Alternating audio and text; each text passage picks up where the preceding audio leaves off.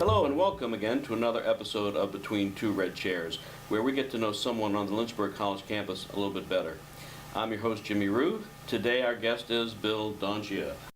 Welcome, Bill. Thank you. Thanks for coming on the show. Thanks, sir. Thanks very much for having me. Appreciate it. What's your job and how long have you been at Lynchburg College? My job is I'm a campus security officer for Lynchburg College. I've been working here for about 6 months now. 6 months, so it's relatively new to you. Yes, sir. How did you come to be affiliated with Lynchburg College? My mother and my sister graduated from Lynchburg College, and at the time I was working for the state for Department of Corrections, and they told me it was a great place, you know, as far as when there were students here, and faculty and staff were very nice. So I figured, you know, from Department of Corrections to, you know, being a campus security officer would be a big change, a nice change. So I applied for the job, and fortunately I got the job. All right. So how was the transition from corrections to Lynchburg College? The biggest change, I know it sounds a little funny, is that the seriousness of a state penitentiary and then coming to an opposite environment where people are nice and people smile. So it was a little bit difficult to transition, but you know, the faculty and staff, and especially the students, made the transition really easy for me. That's good. Glad to hear that. And as campus security officer, what does that involve? My number one priority in my job is safety. It's always safety. So when I'm on duty for, you know, during my shift, I always make sure that, you know, the number one priority is the safety of the students. Safety of faculty and staff are always number one priority, which to include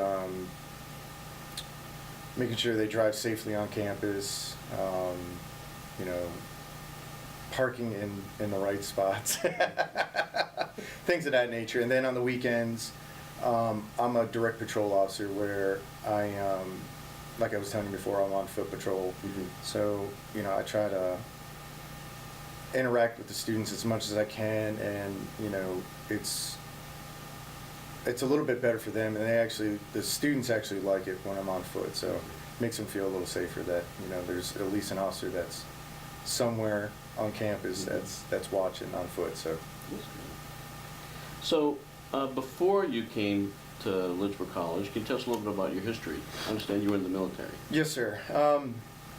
I did 16 years in the military. I did 8 years active duty.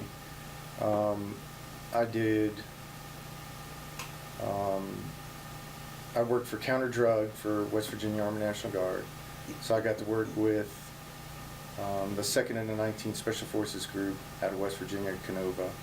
I got to work with the FBI, the DEA, and a couple other government organizations, which was a great experience as far as you know, dealing with narcotics and things like that. So my career, I didn't go for my full 20 because my wife was missing me at home. So you know, I just, you know, family's always first, so I just kind of said thanks very much, but no thanks. Okay. So what branch were you in, and what was your rank? I was in the Army the whole time. I did aviation for my first 4 years. I did artillery after that, and I rose to the rank of E6, which is a staff sergeant. Okay. And so for those of us that are familiar with the kind of work you did, can you give us some of maybe the more challenging things that you did when you were in the military? Yes. The most challenging thing is, you know, the one thing I liked about the military is that you had to work and think on your own. And one of my jobs was a 13 Fox, which is a forward observer. And being a forward observer, that means you're pretty much, in layman's terms, you're behind enemy lines. You're way ahead of everybody else. So you do a lot of radio calls.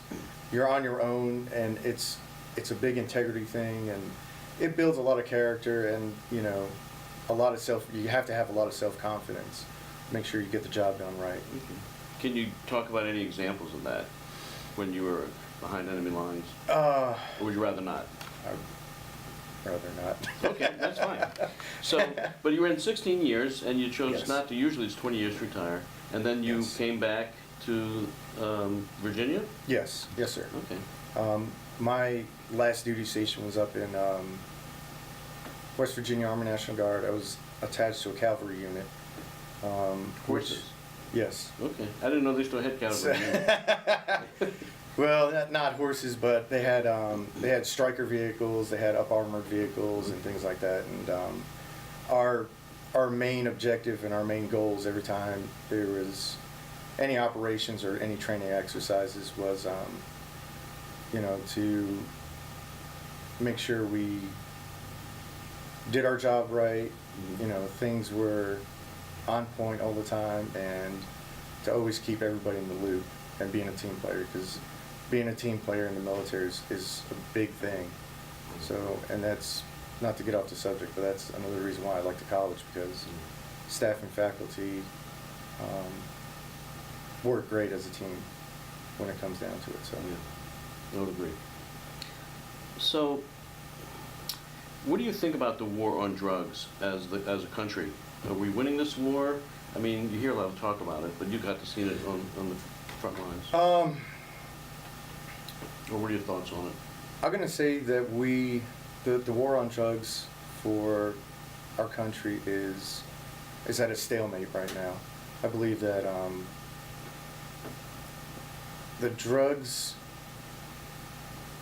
the major drugs are a serious issue, but with my personal opinion, the lack of funds from the government. You know, if the government gave us a little bit more money, or you know, to some of the law enforcement agencies to, you know, to help them out, I think we have a better advantage on it. Mm-hmm. But as right now, I think it's a stalemate. Okay. Well, you hear a lot of talk about maybe not legalizing marijuana, but decriminalizing marijuana. What are your thoughts on that? Honestly, at this point, if you would have asked me that question 10 years ago, I would have said, heck no. But today, the use of marijuana is so abundant to this date that if they delegalized it, you know, I would say I'd be for it. Mm-hmm. I'd be for it because, you know, it's, you know, like any other drug. I mean, there's drugs out there that are even worse than marijuana. Mm-hmm. So I believe that, you know, since our justice system is so tied up right now with, you know, the courts, especially the courts being tied up with, you know, these misdemeanor charges and things like that of, you know, possession of marijuana. Mm-hmm. You know, I just believe that maybe they can start looking at some of the harder drugs, cocaine, heroin, things like that. What's your best part of your job now? What's your favorite part of the job on Lynchburg College? Oh, man. I gotta say, I'm telling you honestly, being with the students. Mm-hmm. I love the students here on campus. They truly make my job. I mean, my first part of the shift, it's 30 minutes in the office, and you know, my fellow officers, they're great people.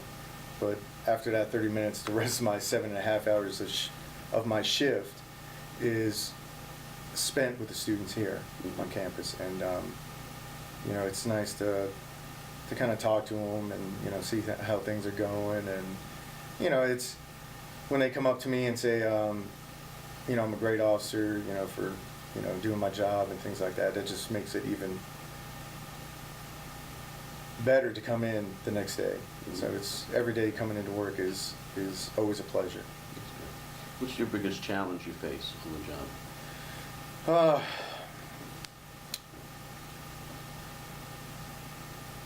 I would say My biggest challenge is alcohol would be my biggest challenge. It's... Not you using alcohol. No. No. On the job, I'd say alcohol because, it's... Sometimes it gets individuals in trouble. It's... gosh, that's a tough question, man. That's okay. Have you probably seen some strange things so far in the 6 months, or have you think you've seen it all? Yeah, I've seen plenty so far. I worked one weekend where I seen a young man walking down College Street with a construction cone, things of that nature. So just taking it home. Yeah, just I asked him what he was doing. He's like, I'm just taking my buddy's construction cone. Any other stories you'd like to share? No, well. Or that you can share? No, I can't think of any right now. You could write a book. If you were to write a book, and of all the stories, what do you think you would call it? The day in the life of a campus security officer.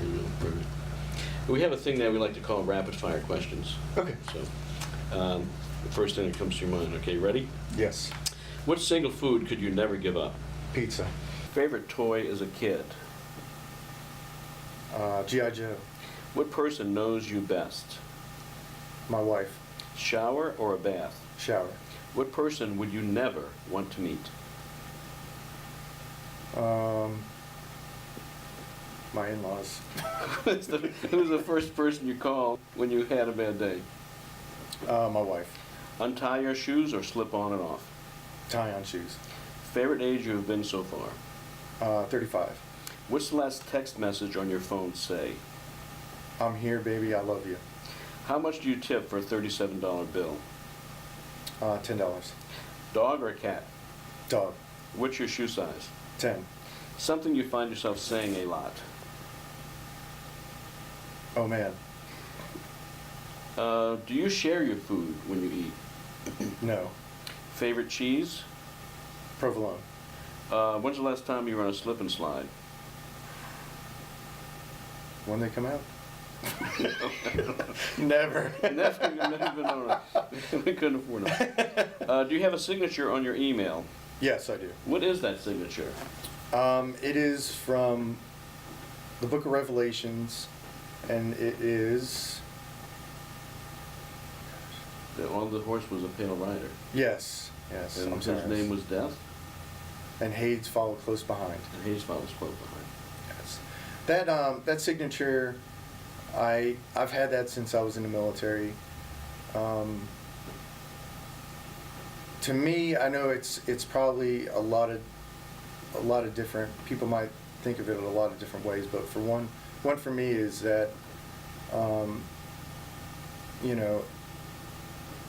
the meaning to me is to do people right, to be forgiving, because one day, when we all meet our Maker, we all gotta fess up to things that we've done in our past. Yes. So I think, when people read my email and they see that signature, maybe it kind of give them a little bit of thought, saying, be nice to one another, because life's short. Very good. Well, that's our show. Do you have anything you'd like the audience to leave with other than that? Or? No, I just really appreciate you having me on the show, man. Thank you. Well, appreciate it. Thanks so much, Bill. Thanks, Jimmy. Appreciate it. Well, there's another episode of Between Two Red Chairs where we get to know someone on Lynchburg College campus a little bit better. Thanks for joining us. We'll see you next time.